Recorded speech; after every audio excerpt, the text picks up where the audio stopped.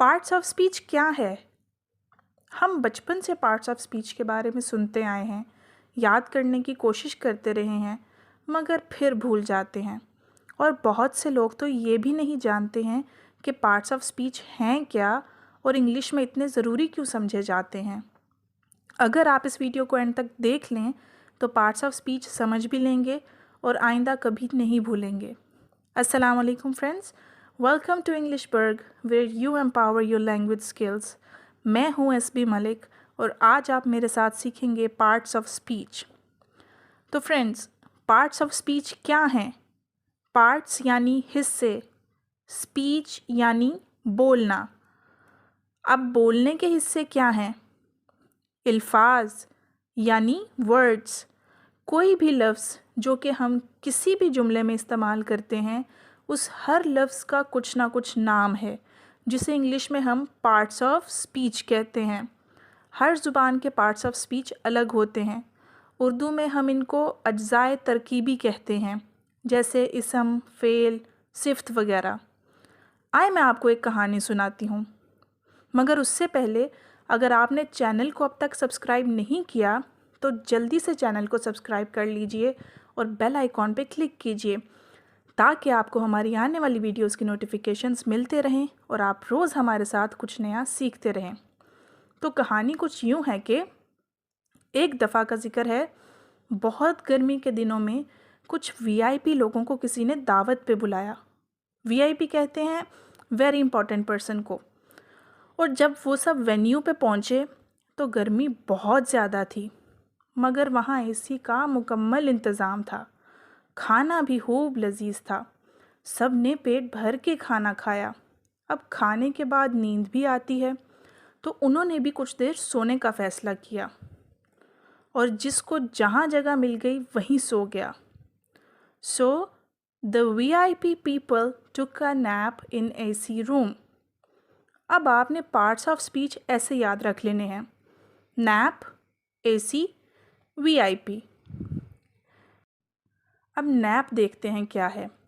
Nap में N है noun, ए adjective, P pronoun. AC क्या है? एसी में ए है एडवर्ब, सी कंजंक्शन और वीआईपी क्या है? वी है वर्ब, आई इंटरजेक्शन, पी प्रेपोजिशन। ये हैं total 8 parts of speech English के। अब हम एक एक करके इनको तफसील से समझ लेते हैं। सबसे पहले आते हैं नाउन्स पे। तो कौन से लफ्ज़ नाउन होते हैं? एक छोटी सी डेफिनेशन बचपन में हमने सीखी थी, noun is the name of person, place और थिंग। लेकिन बात सिर्फ इतनी नहीं है। नाउन सिर्फ पर्सन, प्लेस या थिंग का नाम ही नहीं है, बल्कि animal, nature, ideas, feelings, goods, हर चीज़ जिसका कोई नाम मौजूद है वो नाउन है। जैसे mango, Bilal, Pakistan, camel, gold, fan, happiness या कुछ भी। दुनिया में कोई भी चीज़ जिसका कोई नाम मौजूद है वो नाउन है। तो प्रॉपर और आसान डेफिनेशन नाउन की जो आप समझ सकते हैं वो ये है कि a noun is a naming word. Anything with the name is called a noun. A noun is a naming word. Anything with a name is called a noun. अब देखते हैं एडजेक्टिव्स क्या हैं। एडजेक्टिव वो अल्फाज होते हैं जो किसी भी नाउन की कोई खूबी बयान करें। जैसे कि बिलाल इज़ टॉल। इस सेंटेंस में बिलाल नाउन है और टॉल उसकी क्वालिटी यानी सिफ्त है। तो टॉल एडजेक्टिव है, क्योंकि एडजेक्टिव नाउन की क्वालिटी को बयान करता है। ऐसे ही अगर हम कहें मैंगो इज़ स्वीट, तो मैंगो नाउन है और स्वीट क्वालिटी है, यानी स्वीट एडजेक्टिव है। Pakistan is beautiful. Pakistan noun है, ब्यूटीफुल एडजेक्टिव है। गर्ल्स, हर वो लफ्ज़ जो नाउन की कोई सिफ्त बयान करे वो एडजेक्टिव है। इसको हम इंग्लिश में ऐसे डिफ़ाइन कर सकते हैं: Adjectives give more information about a noun by describing its quality. Adjective give more information about a noun by describing its quality. अब देखते हैं प्रोनाउंस. प्रोनाउंस ऐसे अल्फाज होते हैं जो कि नाउन की जगह इस्तेमाल होते हैं. जैसे कि अगर हम कहें Ahmed is a good boy, Ahmed is hard working, Ahmed's teacher like Ahmed very much for his good behaviour, तो बार बार अहमद का नाम आता रहेगा. अब हम जानते हैं अहमद एक नाम है, यानी अहमद नाउन है. तो अगर हम बार बार अहमद का नाम लेने के बजाय ऐसे कहेंगे Ahmed is a good boy, he is talented, his teachers like him very much for his good behaviour. इन सेंटेंसेस में ही, हिज और हिम प्रोनाउंस हैं जो कि अहमद के नाम यानी नाउन की जगह इस्तेमाल हुए हैं. तो प्रोनाउन को हम इंग्लिश में ऐसे डिफाइन कर सकते हैं. Pronouns are words that are used in place of nouns. Pronouns are words that are used in place of nouns. ये देखते हैं वर्ब्स. वर्ब्स ऐसे अल्फाज होते हैं जो कि किसी भी एक्शन को जाहिर करें. जैसे सारा लाइक्स मैंगोज़, सारा को आम पसंद है. सारा ईट्स मैंगोज़, सारा आम खाती है. सारा सेल्स मैंगोज़, सारा आम बेचती है. इन सेंटेंसेस में सारा और मैंगोज़ तो नाउन हैं, मगर लाइक्स, ईट्स और सेल्स ये अल्फाज उसके एक्शंस को जाहिर करते हैं कि सारा क्या करती है. इसी तरह talk, drink, walk, listen, speak, read, right, ये सब अल्फाज वर्ब्स हैं. इंग्लिश में वर्ब को हम ऐसे डिफाइन कर सकते हैं. Verbs are action words which means that any word that shows an action is called a verb. Verbs are action words, which means that any word that shows an action is called a verb. आगे हैं जी adverbs.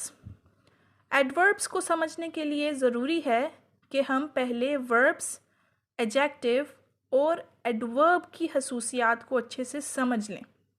Adverbs को उर्दू में मुतल्लिक fail कहते हैं, यानी कोई ऐसा लफ्ज़ जो किसी काम से ताल्लुक़ रखता हो या उस काम को बयान करे या किसी चीज़ की कोई सिफ़त बयान करे. वर्ब यानी एक्शन वर्ड्स. एडजेक्टिव यानी ऐसे अल्फाज जो नाउन की क्वालिटी बयान करते हैं. अब एडवर्ब्स जो हैं वो वर्ब, एडजेक्टिव और कभी कभी किसी दूसरे एडवर्ब की ही सिफ्त को बयान करते हैं, यानी इनको मॉडिफाई करते हैं. जैसे कि हम ये सेंटेंस देखते हैं, अली वॉक्ड स्लोली. इस जुमले में अली नाउन है, वॉक्ड वर्ब है, यानी अली चल रहा है. अब अली कैसे चल रहा है वो हमें लफ्ज़ स्लोली बताता है कि अली स्लो चल रहा है, अली आहिस्ता चल रहा है. इसलिए इस जुमले में स्लोली एडवर्ब है जो कि हमें वर्ब के बारे में तफसील बता रहा है, यानी वर्ब को मॉडिफाई कर रहा है.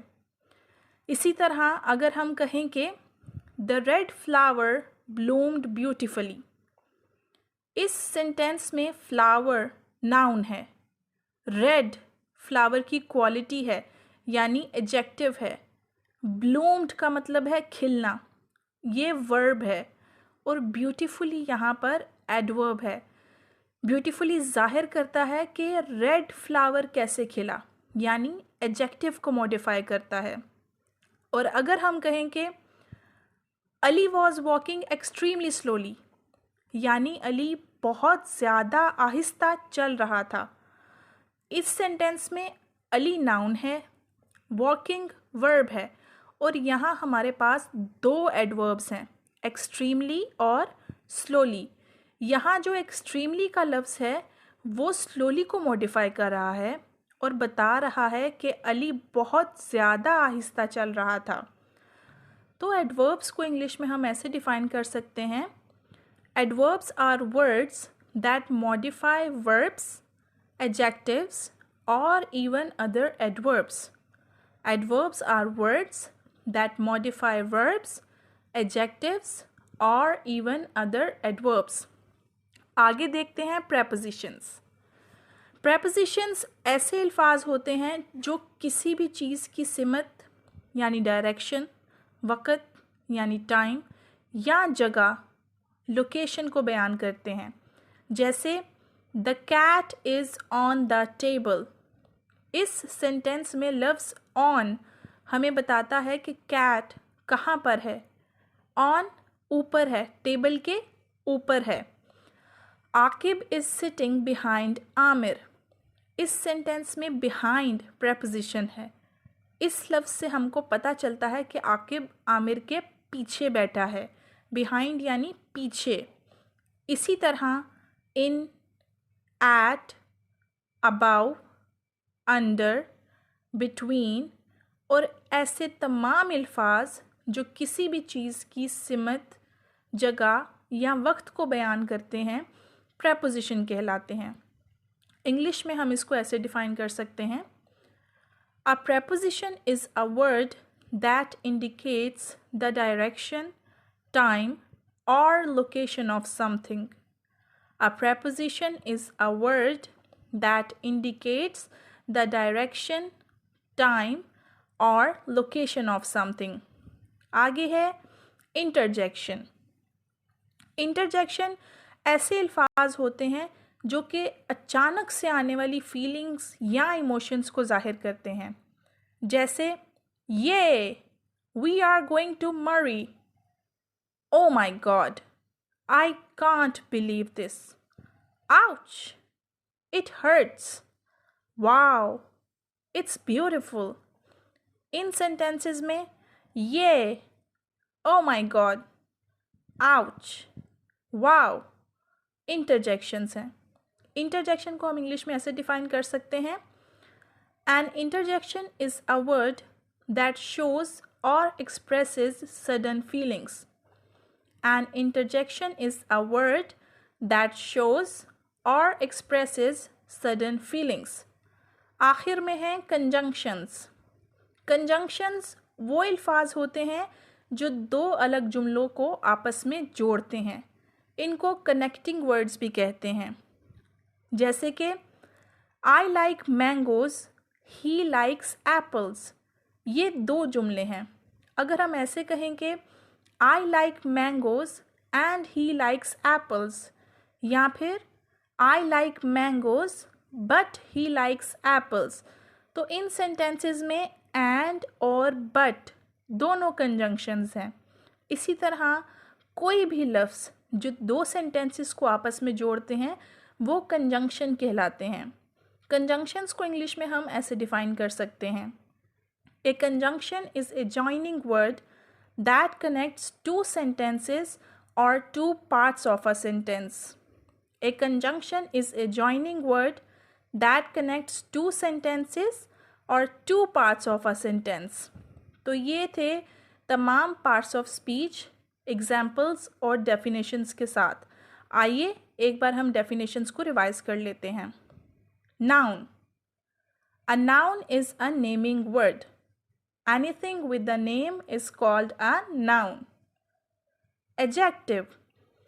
Adjective gives more information about a noun by describing its quality. Pronoun. Pronouns are words that are used in place of nouns. Verbs. Verbs are action words, which means that any word that shows an action is called a verb. Adverbs. Adverbs are words that modify verbs, adjectives, or even other adverbs. Prepositions. A preposition is a word that indicates the direction, time, or location of something. Interjection. An interjection is a word that shows or expresses sudden feelings. Conjunctions. A conjunction is a joining word that connects two sentences or two parts of a sentence. जी तो friends, ये थे parts of speech जो कि अब आपको हमेशा याद रहने वाले हैं। आगे और भी बहुत से इंटरेस्टिंग और आसान लेसन्स आपके लिए आने वाले हैं, तो हमारे साथ रोज़ नए लेसन्स सीखने के लिए अभी हमारे चैनल को सब्सक्राइब कीजिए।